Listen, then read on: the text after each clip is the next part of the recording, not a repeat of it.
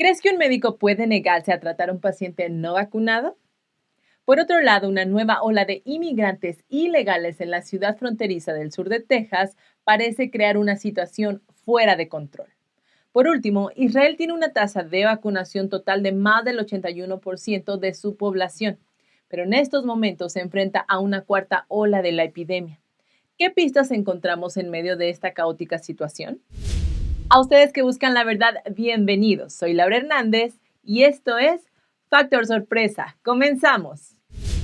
Según la oficina del secretario de Estado de California, muy temprano en la mañana del 15 de septiembre, alrededor del 63,9% de las personas que votaron lo hicieron con un no y alrededor del 36,1% votaron con un sí. Newsom fue elegido en las elecciones del 2018 para gobernador. Desde su mandato, él ha enfrentado críticas por las decisiones de cerrar prisiones, suspender la pena de muerte y hacer cumplir los mandatos de vacunas y hacer cumplir las restricciones del COVID-19 en todo el estado. El esfuerzo de base para destituir al gobernador comenzó en el 2020.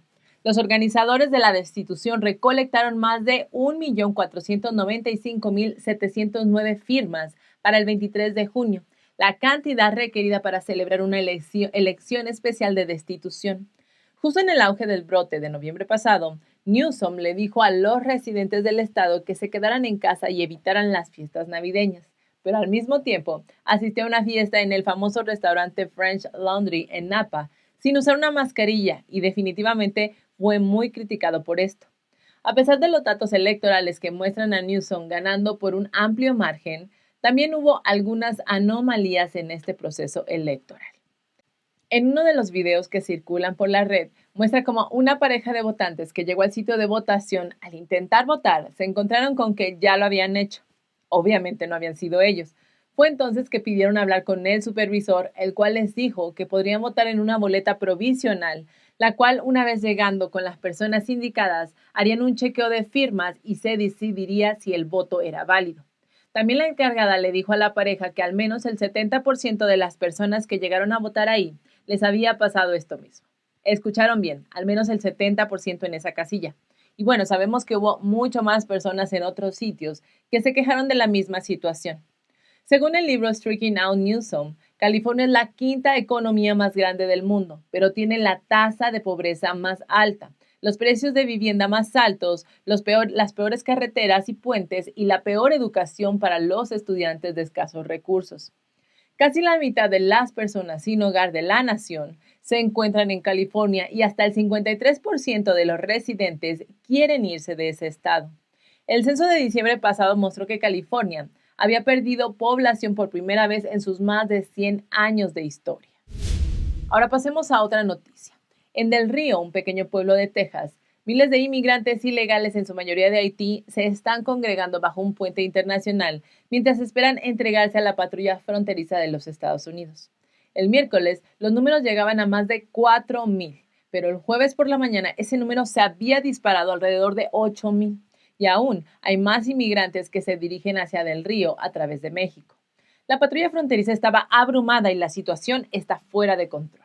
Debido a la masiva afluencia de migrantes, los funcionarios estadounidenses han instalado agua potable, toallas y baños portátiles debajo del puente, lo que ha llevado a muchos a congregarse allí. El jueves, el representante Tony González, republicano de Texas, visitó el caótico y sórdido campamento de migrantes que se ha formado debajo del puente y se sorprendió por lo que encontró. González dijo: cuando ves la cantidad de gente y lo caótico y cómo literalmente no hay frontera, la gente viene a través de México con facilidad, es desgarrador y peligroso. Si bien se teme que miles de haitianos estén de camino a Del Río, González destacó que la situación ya es peligrosa de por sí, tanto en términos de condiciones sanitarias como de seguridad nacional y fronteriza. Un portavoz de Aduanas y Protección Fronteriza dijo: la gran mayoría de adultos solteros y muchas familias continuarán siendo expulsados bajo la autoridad del título 42 de los CDC, y aquellos que no puedan ser expulsados bajo el título 42 y no tengan una base legal para permanecer, serán colocados en un proceso de deportación acelerado. González dijo que el aumento de migrantes fue provocado por la medida de la administración Biden, que canceló una serie de vuelos de repatriación a Haití. Dijo que la cancelación había llevado no solo a que los migrantes fueran rechazados en lugar de repatriados, sino que también habían enviado una señal a los haitianos de que era la hora, era el momento preciso de intentar ingresar a los Estados Unidos, a la par de otras relajaciones de protección fronteriza como los protocolos de protección al migrante que mantuvo a los migrantes en México para sus audiencias. Esto está más allá de la crisis. Esto es urgente. Esto es terrible, dijo el miércoles Bruno Lozano, el alcalde demócrata de la ciudad. Tan solo para alimentar a estos inmigrantes con 3 comidas al día, le costaría a esta pequeña ciudad $1 millón a la semana.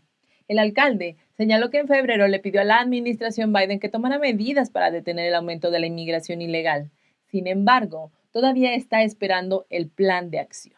Y bueno, aún tenemos presente cómo Joe Biden, al asumir el cargo, revisó rápidamente el sistema de inmigración de los Estados Unidos, poniendo fin a la construcción del muro fronterizo y el programa que obligaba a muchos de los solicitantes de asilo a esperar en México. La administración de Biden también dejó de usar la autoridad del título 42 del gobierno federal que se estableció durante la pandemia del COVID-19 para expulsar a menores no acompañados o niños inmigrantes ilegales. El uso del título 42 ha disminuido en los últimos meses debido a que los demócratas presionaron a Biden para que pusiera fin a la autoridad. Los funcionarios lo aplicaron a solo el 44% de los encuentros de inmigrantes ilegales en agosto. Y bueno, más adelante actualizaremos sobre las vacunas, pero aquí es el momento en que le das me gusta al programa y te suscribes si aún no lo has hecho. Te toma tan solo unos segundos. También otra forma de apoyar el programa es compartirlo con amigos y familia. Esto empuja al algoritmo de YouTube para que llegue a mucho más personas y así poder seguir informando con la verdad. Gracias, continuamos. Ahora, hablemos de vacunas. Pues ahora resulta que algunos médicos han declarado que se negarán a tratar a pacientes no vacunados. Por ejemplo, en agosto pasado, un médico de Alabama declaró que no trataría a pacientes no vacunados. Después, a principios de este mes, un médico de atención primaria en Florida anunció que no vería a pacientes que no estén vacunados y los acusó de falta de altruismo. Sin embargo, un médico con definitivamente mejores principios, perteneciente al Hospital de Ottawa, Kaiman Teng, se sentía consternado ante la idea de no brindar tratamiento médico a los necesitados. Él dice que todos merecen atención médica sin importar el estado de vacunación de una persona. Él dijo, creo que está mal. Creo que está creando desconfianza. Creo que es divisivo. El doctor agregó que cuando reciben a algún paciente, rápidamente ven la manera de ayudarlo con su padecimiento y el solo hecho de pensar en no atenderlos debido a su condición de vacunación simplemente lo considera atroz. El hecho de intentar avergonzar a alguien nunca ha sido una forma eficaz.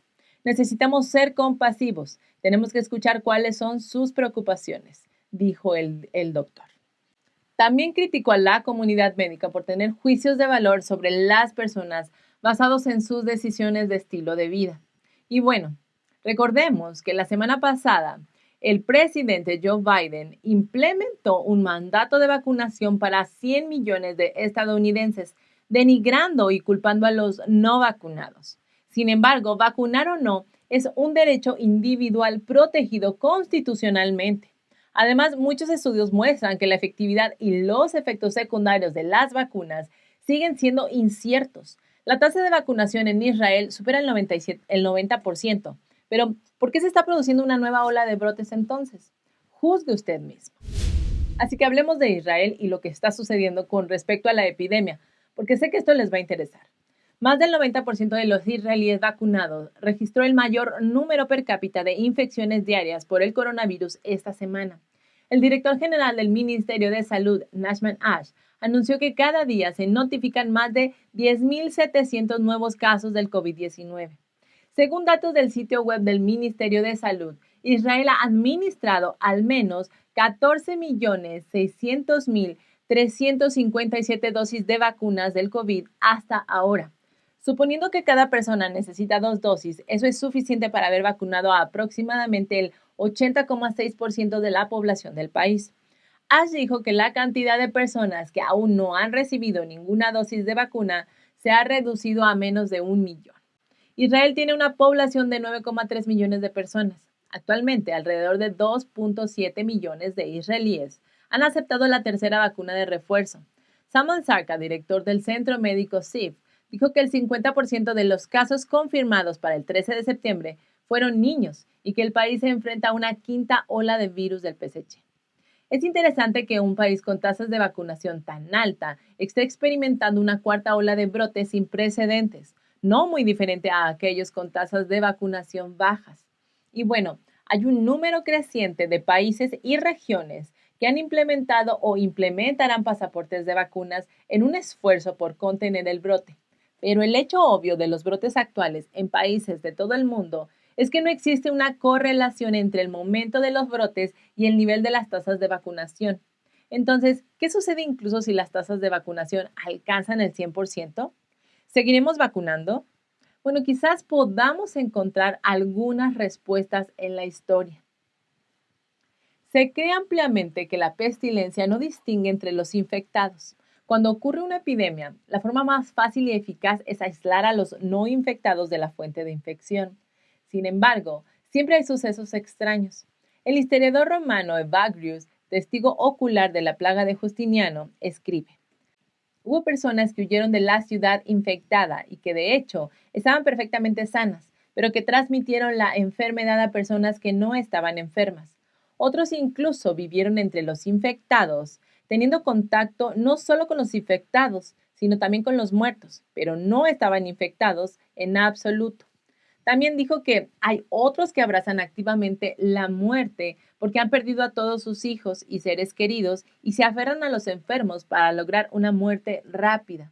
Pero como si la enfermedad no dejara que su corazón los desee, siguen tan sanos como siempre, a pesar de todos estos giros y vueltas.